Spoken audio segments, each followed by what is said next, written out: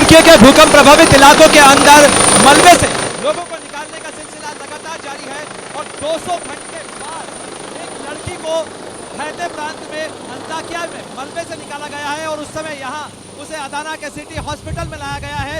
ये live evacuation operation आप देख रहे हैं जो इस समय अदाना के सिटी हॉस्पिटल की छत पर बने हुए हेलीपैड के ऊपर ये हेलीकॉप्टर अभी उतरा है यहाँ पर, और यहाँ पर तमाम जो मेडिकल टीम है वो पहले से तैयार है और इस लड़की को यहाँ मेडिकल इमरजेंसी के लिए लाया गया है। और आप अंदाजा लगा सकते हैं कि 200 घंटे तक अगर मलबे के अंदर कोई शख्स दबा रहा हो तो क्या हालत हुई होगी उसकी।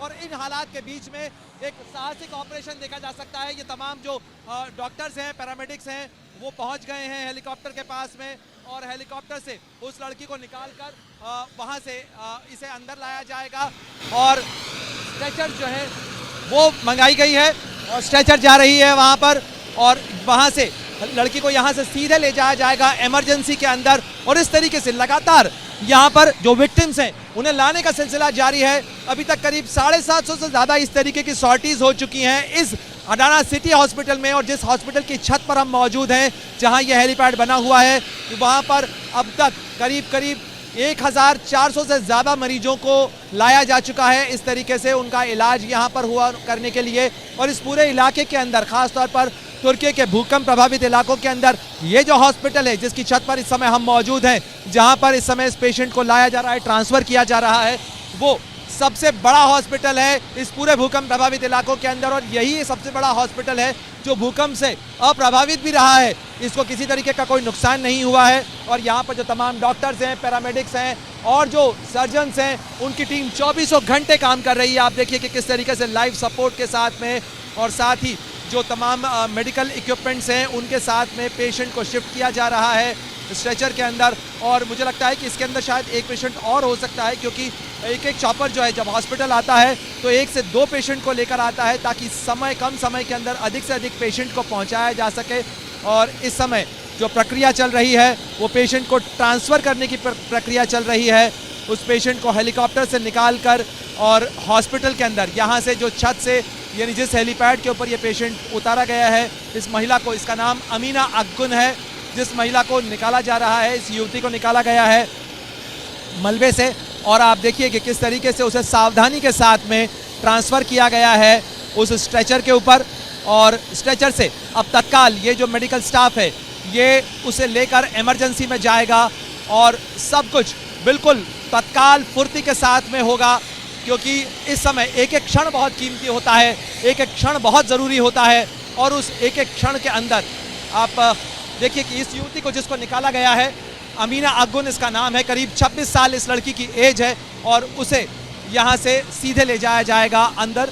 और उसके बाद में यहाँ से जो लिफ्ट जाती है वो सीधे इमरजेंसी वार्ड के अंदर जा रही है और इमरजेंसी में उस लड़की को यहाँ से लेके जाएंगे और डॉक्टर्स उसे चेक कर रहे हैं। डॉक्टर्स उसे सांत्वना दे रहे हैं इस चीज़ की कि अब वो सुरक्षित है, अब वो सुरक्षित हाथों के अंदर है। और इस तरीके से यहाँ पे जो तमाम डॉक्टर्स हैं वो भी कंसोल कर रहे हैं और जो मेडिकल अटेंशन के लिए पेशेंट को अब यहाँ ले जाया जा रहा है और यहाँ से लिफ्ट से सीधे इमरजेंसी के अंदर। और उसके बाद उसकी स्थिति का आकलन करने के बाद में पेशेंट को जो और हायर मेडिकल अटेंशन होगा उसके लिए जो तमाम चीज़ें होंगी। और आप देखिए यहाँ पर एक और पेशेंट जो है, एक बूढ़ी महिला है, उन्हें भी यहाँ लाया गया है। एक बूढ़ी महिला, उन्हें भी इसी तरीके से इवैक्यूएशन करके लाया गया है, उन्हें भी हॉस्पिटल में शिफ्ट किया जा रहा है और डॉक्टर्स उसे भी चेक कर रहे हैं। तो जैसा मैंने आपसे कहा कि पेशेंट्स को बड़ी मुश्किल से, बड़ी कठिन स्थितियों के अंदर वहाँ से निकाल कर लाया जाता है। और अमीना अग्गुन जिसे अंताकिया से निकाला गया, मलबे से निकाला गया, करीब 200 घंटे से ज़्यादा का वक्त हो चुका है और ऐसे में पेशेंट्स की स्थिति बहुत क्रिटिकल होती है। और ऐसे में हर पेशेंट्स के लिए एक एक क्षण, एक एक सेकंड बहुत कीमती होता है।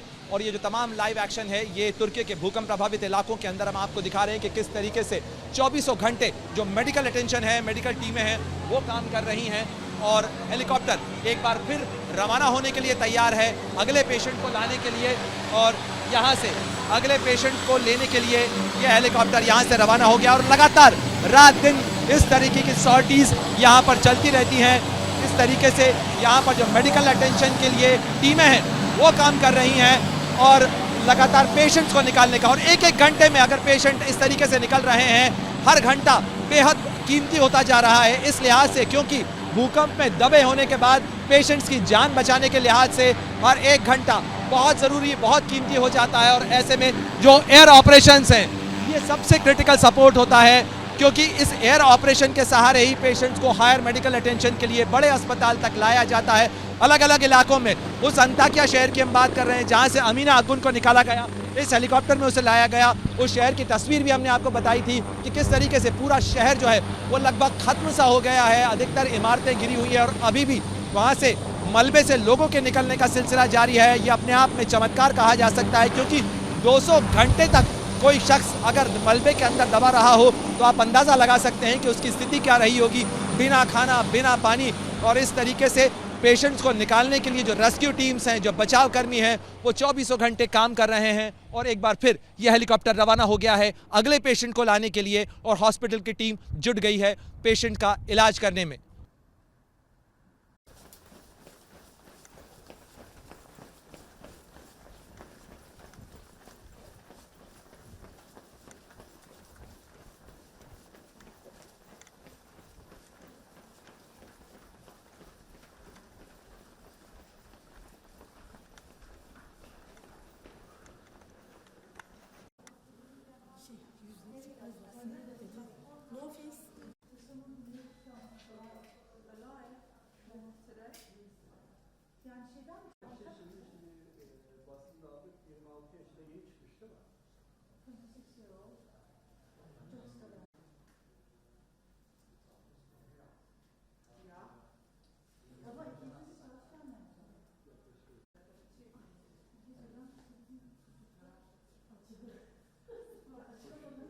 So far, 175 heliports is arrived here, and it's is equal to 50 patients. We our Turkish military forces, air forces, took from the affected areas, and we have, as Adana City Hospital, approximately 4,000 patients that we took care of. And some of them was in a bad situation, so that we transported them to Istanbul and Ankara. And we are cooperating with our air forces, and that would be all. That would be the summary of what he stated. And what is the profile of the recent patient which is being brought here? There's no clear information about this, but we know that it is just saved because we are communicating instantly with them, and the patient is about 27 years old. That is the all information we have. From Hatay? Yes, Hatay Antakya. We do not know the details now. We can inform about you afterwards. It's so urgent, and it's so abruptly happened. Suddenly you have received the information, and now you have prepared it. Yes. All the rescue, all the medical staff which is required, they are here. They are here because we are cooperating and operating these things immediately. So our hospital team is always ready for such kind of situation, because we already take too many patients from the helicopter area. So they're prepared, and we're waiting for the patient to come, and afterwards we can detail the numbers or the detail the situation of the patient. How many patients per day are being brought by helicopters today? About 175 sorties happened, and this is equal to 750 patients from the very beginning of the earthquake. On Monday. Yes, from Monday. It's been over 200 hours Mhm. of the earthquake. Mhm. So like every case has become more critical after the debris. What is more critical? Like every rescue sortie becomes more urgent. Yes, it becomes more urgent, even more urgent. So our team is so prepared for the situation, and they're doing their job from the very beginning of the earthquake. And we don't know the details. I hope they will survive. But our hospital is doing every needed stuff and taking care of our patients well. That's what That's all I have. Thank you. Buradan hızlı bir şekilde acile, servislere ve tedavi alanlarına hemen hızlı bir şekilde gönderdik. Hastalarımızın birçoğu tedavileri yapıldı, birçoğu taburculukları yapıldı. Ağır durumda olanlar birkaçı İstanbul'a, Ankara'ya nakil olanlar da oldu. Adana'mız bu konuda Hatay'dan, Kahramanmaraş'tan gelen hastaların lojistik konumunda temel bir şehirdir. Ankara'ya, İstanbul'a gidecek hastaların birçoğu da ilk önce hem kara ambulansları hem hava helikopter ambulanslar hem Türk Silahlı Kuvvetleri'ne ait ambulanslar, helikopterler de bizim hastanemize geldi. Şu an için bir hasta daha beklemekteyiz. Enkazdan yeni çıktı bilgisi geldi, 26 yaşında. Hep birlikte onu karşılayacağız buradaki arkadaşlarla. Yaklaşık 50 tane sağlık profesyoneli ile ilk günden itibaren heliport alanında bu görevi dönüşümlü olaraktan 24 saat esaslı yapmaktayız. En başından beri de başhekimimizin kontrolünde, sağlık müdürümüzün kontrolünde, benim kontrolümde bu iş yürütülmektedir. Hatay'dan, Mustafa Kemal Paşa Üniversitesi'nden arkadaşlarla her an irtibat halindeyiz. Helikopterler oradan kalktığı an yaklaşık 35-50 dakika arasında buraya nakil edilebilmektedir hava şartlarına göre. Bizler de hızlı bir şekilde hastalarımızı alıp tedavilerine başlamaktayız. Hepinize teşekkür ediyorum. Bilgi var mı peki hasta için? Hatay'dan geliyor bilgisi geldi. 26 yaşında en son çıkan. Bize gelen bilgi bu. Onu karşılayacağız inşallah. Hakkında bir bilgi var mı? Bize net bir bilgi gelmedi o konuda. Karşıladığımızda bakacağız. İlk zaten muayenesini burada uzman hekimlerimiz de yapıyor. İlk müdahale gerektirenler hızlı bir şekilde burada müdahalesi yapılıp aşağıya öyle transfer edeceğiz. Peki şu ana kadar Yaklaşık bir 190 saati buluyor galiba. Bizde de hani saati çok bilmiyorum ama 190-200 arasında bir saat. şu ana kadar Adana genelinde kaç hasta var? Şu an tedavi altında olan. Şöyle helikopter ile aldığımız 750'yi aşkın. Adana genelinde ise bildiğim kadarıyla onu sağlık müdürümüz daha iyi bilir. 10 bine yakın totalde hasta aldık diye biliyoruz Adana ili genelinde. Peki bu hastanede ne kadar biliyor musunuz? Bizde 4 bine yakın hasta aldık. İlk günden itibaren 4 bine yakın hastayı biz तुर्की के भूकंप प्रभावित इलाकों से अभी भी मलबे से लोगों के निकलने का सिलसिला लगातार जारी है। हम इस समय अडाना सिटी हॉस्पिटल की छत के ऊपर हैं, जहां पर एक हेलीपोर्ट बना हुआ है और यहां अभी अभी जानकारी मिली है कि एक पेशेंट जो हताय के अंताक्या इलाके से जिसे रेस्क्यू किया गया है, एक महिला है, उसे यहां पर लाया जा रहा है। क्या कुछ और जानकारी है? Elena, what information did you receive just now and what preparations have been made by the city hospital? We just got the information and we immediately go on to work with all our medical staff and our doctors and the rescue team. We informed that our patient is 26-year-old female and her name is Emine Akgün, and she is brought to this. She will be brought to this hospital with helicopter. Alone, as we know, we don't have enough information right now because it's so urgent and we cannot. We may. So, Elena, what exactly happens? Like, you receive the information. And we Yeah. go. We gather our team and go immediately. We Okay. receive the information. Our communication is always. We are already always communicating with our air forces. Okay. So the Air Force and the Forest Department, the helicopters, they bring the patient here and they keep moving these sorties. Yes, the sorties are always going on. So far, how many sorties have been received by the Adana Seher Hospital? 175 sorties happened, and it equals to 750 patients are brought here throughout the region, throughout the affected region. And many of them are very young kids, very, very small children are also being brought here. They are also being taken care. How many children do you have here in the hospital? As I know, about 200.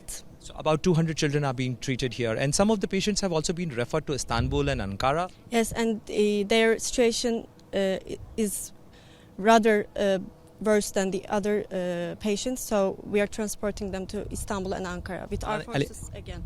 Elena, last question. That it's been over 200 hours of this earthquake. And so every coming patient becomes more critical, more urgent case? Yes, and our doctors are aware of that and doing necessary. We are taking necessary precautions as a hospital and with our team. So far, 4,000 patients have been received by the hospital? Yes, as we know from the about 10,000, but our hospital is taking care of the about 4,000 people. Yes. And this becomes the biggest hospital which is receiving all the patients from the earthquake affected area. Yes, Adana City Hospital is the center of this region, and we are trying to do our best with our team, every staff we have, and we have all the medical supplies. We have all the we are prepared for all the conditions. I'm sure people must be working 24/7 here in the hospital. 24/7, like every 24 hours of the day, everyone is working here. Yeah, our staff is not forgot about the sleep since the earthquake began. We are here with all our strength at the very beginning of the earthquake. Thank you very much for talking to us. तो आपने सुना जिस तरीके से अलीना बता रही थी कि हॉस्पिटल में लगातार 24 घंटे यहाँ पर काम हो रहा है, पेशेंट्स लगातार यहाँ पर आ रहे हैं और अब भी जैसे जैसे भूकंप के घंटों की संख्या लगातार बढ़ती चली जा रही है, वो घंटे बढ़ रहे हैं, उसके साथ साथ यहाँ आने वाले पेशेंट्स की स्थिति भी बहुत क्रिटिकल हो रही है। और ये मेरे पीछे जो हेलीपोर्ट आप देख रहे हैं, यही वो जगह है जहाँ अब तक 175 सॉर्टीज़ यहाँ पर आ चुकी हैं। यहाँ पर लाए गए पेशेंट्स की संख्या करीब 750 है और अभी अभी जानकारी मिली है कि अब से कुछ देर बाद एक पेशेंट को निकाला गया है और उसे अंताकिया से यहाँ लाया जा रहा है अडाना सिटी हॉस्पिटल में, जो लगातार भूकंप प्रभावित, भूकंप पीड़ित और भूकंप से चोट खाए लोगों का इलाज कर रहा है, जिसमें बहुत बड़ी संख्या बच्चों की भी है और नन्हे बच्चों की है, जिनकी संख्या करीब 200 के करीब है, जिनका इलाज इस अडाना सिटी हॉस्पिटल में चल रहा है। Bebeğimiz 5. kattan deprem sırasında düşmüş. Düştükten sonra da komşuları bulmuş ve hava ambulansıyla hastanemize getirilmiş. Annesi yaklaşık bir 13-14 saat sonra enkaz altından çıkarılmış. O da bizim farklı zamanlarda bizim hastanemize girmiş. Bebek geldiği anda yoğun bakıma yatırıldı. Tedavisi başlandı. Giriş hikayesi bu şekilde. Our baby, during the earthquake, our baby fell down from the 5th floor, and the neighbors found her, and they delivered our hospital. And the mother of the baby got out from the 13th hour and brought to our hospital too, but they did not know the baby was here. So our baby was in the intensive care unit for 5 days from the very beginning, and then they found their baby. The mother found their baby. How is her condition now? Bebeğimizin genel durumu iyi, oldukça iyi.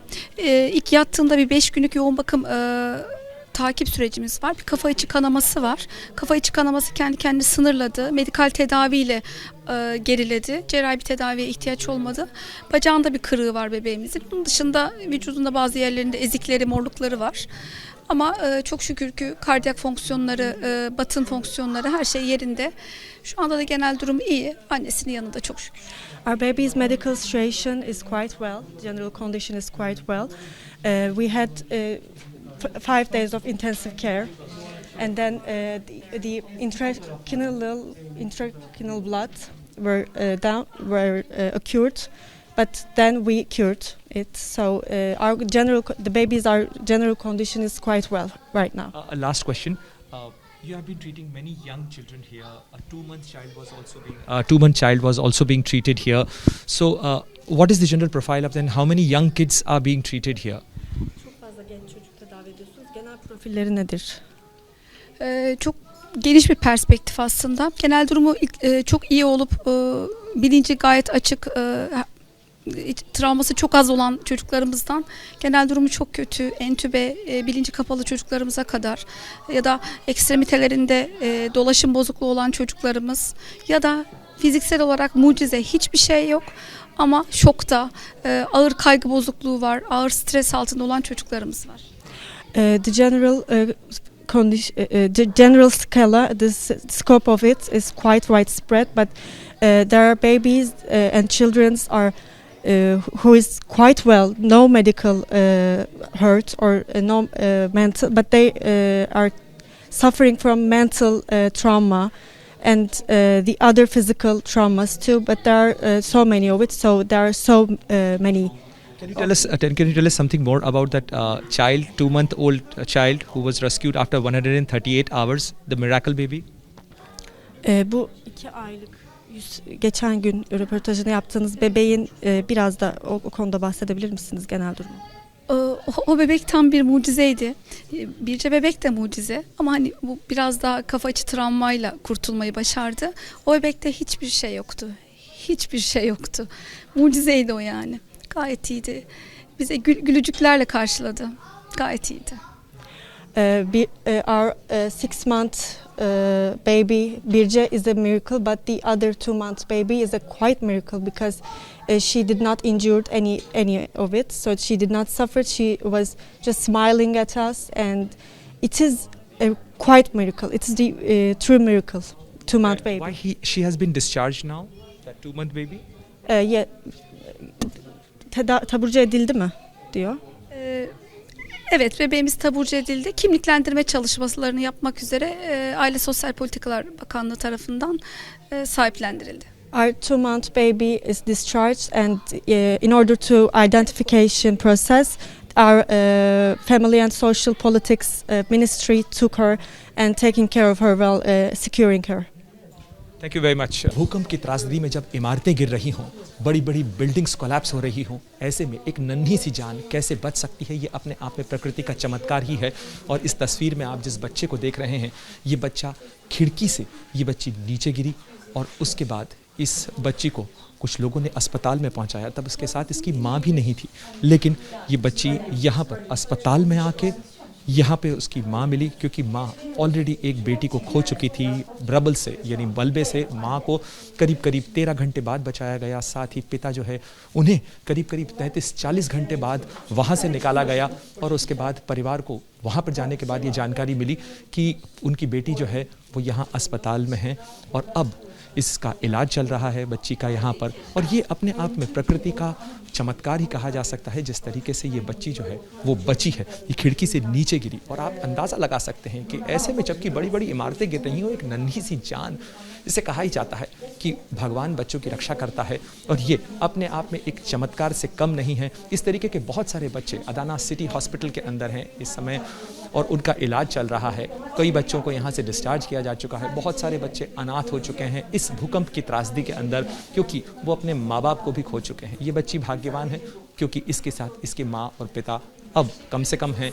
कुछ घंटे भले ही वो अलग रहे हों, लेकिन अब इसके साथ हैं। लेकिन बहुत सारे बच्चे ऐसे भी हैं जिनके माँ बाप भी नहीं हैं, उनका नाम भी नहीं है, उनके हाथ के ऊपर अभी भी एनोनिमस लिखा हुआ है, गुमनाम है, उनके बारे में पता नहीं है। और सोशल सिक्योरिटी सर्विस जो है वो इस बारे में लगातार काम कर रही है कि अब उन बच्चों को कैसे जो है मिलाया जा सकता है, या उनके माँ बाप की जब तक तलाश नहीं होती, पूरी नहीं होती, तब तक कम से कम उन बच्चों की देखरेख की जाए। सोशल सिक्योरिटी जो है वो उनकी लगातार जो है उनका ध्यान रख रही है। और साथ ही अब ऐसे बहुत सारे बच्चे हैं जो तुर्की में और सीरिया में आए भूकंप के बाद अनाथ हो गए हैं। ये एक बहुत बड़ा संकट है और संयुक्त राष्ट्र संघ के अगर आंकड़ों की माने तो करीब करीब 70 लाख बच्चे इस भूकंप की त्रासदी से प्रभावित हुए हैं। और ऐसे में एक बहुत बड़ा मानवीय संकट कम से कम यहाँ खड़ा हुआ है। लेकिन कहा जाता है कि बच्चों के साथ भगवान होता है और जिस जाको राखे साइयाँ मार सके न कोई। वाकई में ऐसे कई बच्चे जो मलबे से निकले हैं, कई कई घंटे बाद निकले हैं इसी अस्पताल के अंदर।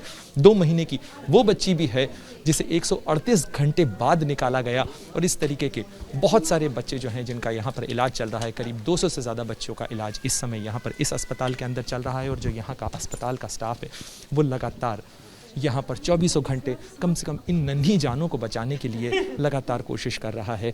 इनके अपने घर, अपने परिवार का ध्यान छोड़कर फिलहाल इन नन्ही जानों को बचाने के लिए ये अस्पताल और ख़ास तौर पर इसका जो स्टाफ है वो लगातार तमाम कोशिश कर रहा है।